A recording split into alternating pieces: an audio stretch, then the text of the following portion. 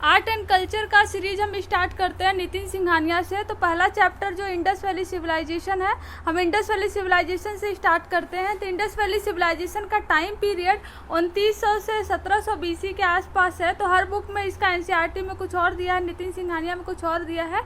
इसमें यूपीएससी उतना इंटरेस्टेड नहीं होता है, लेकिन इतना याद होना चाहिए कि कितने करीब जो है इंडस वैली सिविलाइजेशन हुआ था।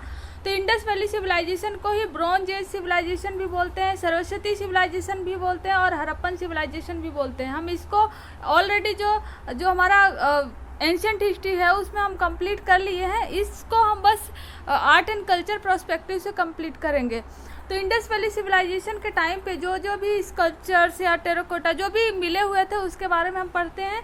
तो वहाँ पे सील्स मिले हुए थे इंडस वैली सिविलाइजेशन पे, जो कि प्रोमिनेंट एविडेंस है इंडस वैली सिविलाइजेशन का, और वहाँ के बारे में बहुत कुछ बताता है। तो जो सील्स थे मोस्टली वो स्क्वायर शेप में थे, मतलब मोस्टली सील्स जो थे वो स्क्वायर शेप में थे।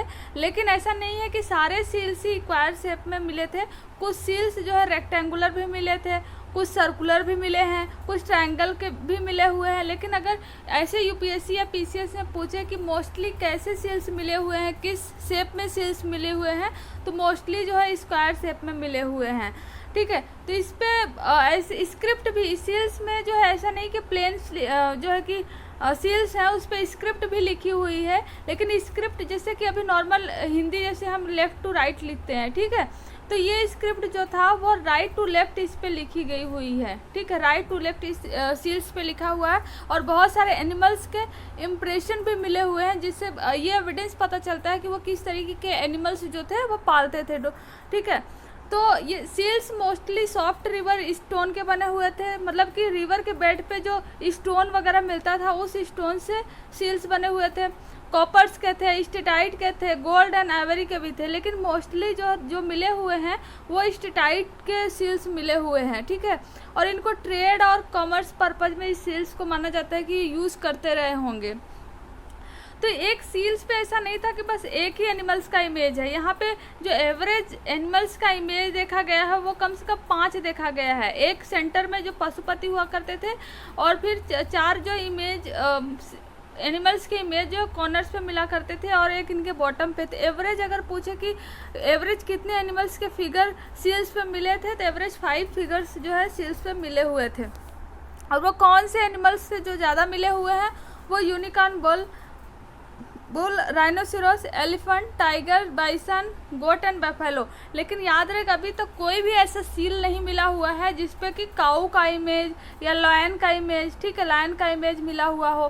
तो ये एग्ज़ाम में ऑलरेडी यूपीएससी में पूछा जा चुका है कि इस पर काऊ या लायन उस समय हुआ करते थे या नहीं। लेकिन जब लायन और काऊ का इमेज ही नहीं सील्स पे मिला हुआ है तो प्रेडिक्ट ही नहीं कर सकते कि वो लायन और काऊ के बारे में उनको जानकारी रही होगी एज सच। ठीक है, इंडस वैली सिविलाइजेशन का जो इंडस का सील है वो मेसोपोटामिया में भी देखने को मिला है। तो ये पता चलता है कि इन दोनों के बीच में ट्रेड हुआ करता रहा होगा, ताकि तभी इसकी सील्स जो है मेसोपोटामिया में पहुंची है। ठीक है, तो ये ट्रेड का पॉसिबल एविडेंसेस देता है। सील्स को इमेज में देखिए तो यहाँ पे सील्स प्रॉपर दिखाए हुए हैं। यूनिकॉर्न, बुल जो कि कॉमन था बहुत, इवन एलिफेंट भी मिला हुआ है। ठीक है, तो ये सारे एविडेंसेस पता चलते हैं इससे कि ये कौन से एनिमल्स को ये पालते थे। सिग्निफिकेंस सील्स का देखो तो सिग्निफिकेंस जैसे कि आज के टाइम पे जो कॉइन्स वगैरह यूज़ करते हैं वगैरह, लेकिन उसी टाइम पे ये भी माना जाता है कि ये कॉमर्स पर्पज़ के लिए यूज़ करते रहे होंगे। इसके अलावा भी कुछ लोग का मानना है कि ये एविल वगैरह जो जादू टोना होता है, जो एविल्स वगैरह को भगाने के लिए लोग इसको पहनते रहे होंगे। ठीक है, और उसके बाद इस सील्स पे कुछ पाई साइन भी मिले हुए हैं। पाई साइन जो अभी यूज़ होते हैं वो साइन पहले भी पाई मिल चुके हैं। इससे पता चलता है कि एजुकेशनल पर्पज़ के लिए भी इसका यूज़ करते थे सील्स का। और प्रोमिनेंट सील्स जो पशुपति मिले हैं, पशुपति का प्रोमिनेंट सील मिला, इससे पता चलता है कि जो पशुपति हैं यहीं से लॉर्ड शिवा का ओरिजिनेशन हुआ है। तो पशुपति को ही प्री शिवा भी माना जाता है। हम्ड बुल, एलिफेंट, राइनोस, तो इस तरीके के सील मिले हुए, लेकिन मोस्टली जो है वो पशुपति का सील मिला हुआ है। टेराकोटा स्कल्पचर की बात करें जो इंडस वैली सिविलाइजेशन के टाइम पे मिला हुआ है, तो ये सारे टेराकोटा स्कल्पचर ही है। आप देख सकते हैं टेराकोटा स्कल्पचर का मतलब होता है कि मिट्टी से बनी हुई कोई मूर्ति जिसको हैंडमेड मतलब पिंच मेथड से, सपोज ये गीली मिट्टी है और उसको पिंच कर करके किसी स्ट्रक्चर में ढाल के फिर उसको बेक पका देना ही जो है टेराकोटा कहलाता है। तो मदर गॉडेस की टॉयज, कार्ड्स, ठीक है, व्हील्स, तो ऐसे बहुत सारे सील्स मिले हुए हैं जो इससे पता चलता है कि ये मदर गॉडेस ना कि बस पशुपति की पूजा करते थे, इवन ये मदर गॉडेस की भी पूजा करते थे और इवन कार्ड्स वगैरह यूज़ करते थे, टॉयज वगैरह यूज़ करते थे, व्हील्स यूज़ करते थे। तो ये सारे इन्हीं एविडेंसेस से पता चलता है कि इंडस वैली सिविलाइजेशन के टाइम के लोगों का एक्चुअल लाइफ क्या था।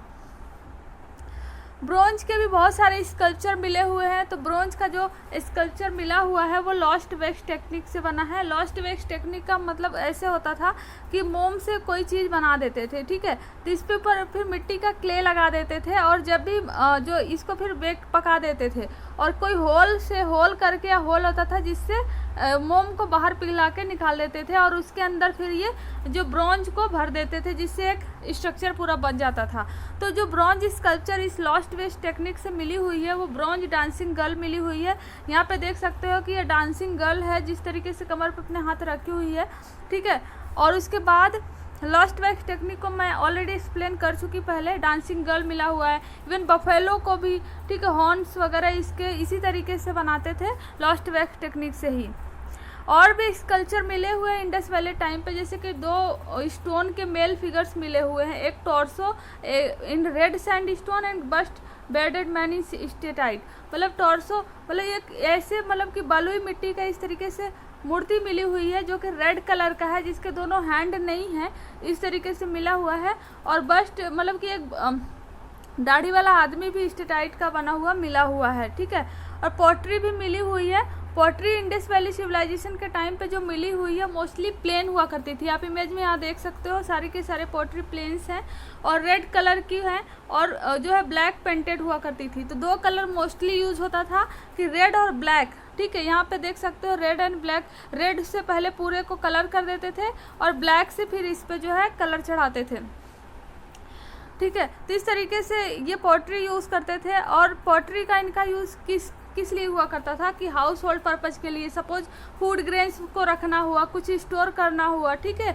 और फिर या तो फिर डेकोरेशन, बहुत छोटे छोटे यहाँ पे आप देख सकते हो इतने छोटे छोटे पोट्री मिले हैं जिनका यूज़ ये डेकोरेशन में करते थे।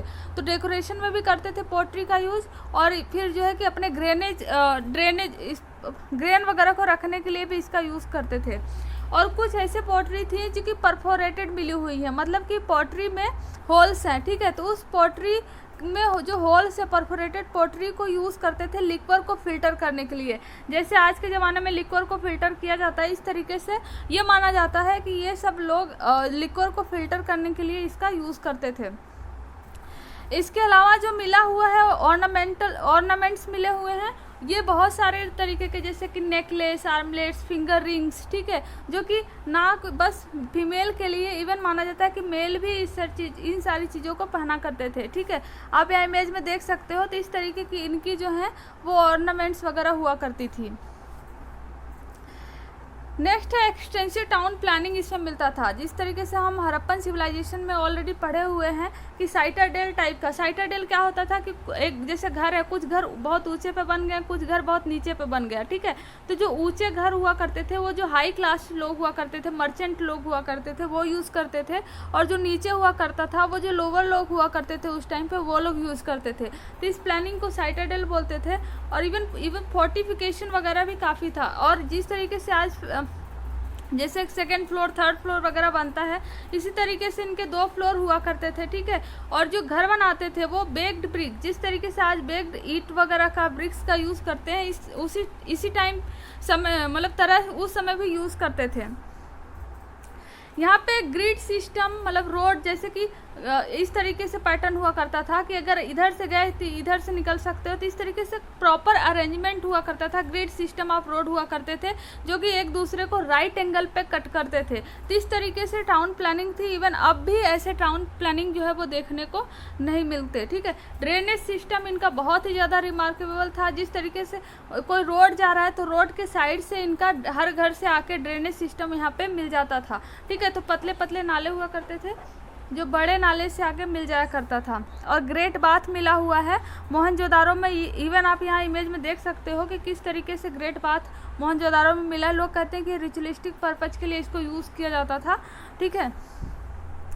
तो ये सारी चीज़ें इंडस वैली सिविलाइजेशन के टाइम पे, जिसमें मेंस में जो है पूछे जाते हैं क्या क्या मतलब कि स्कल्पचर या ये सारी चीज़ें मिली हुई हैं।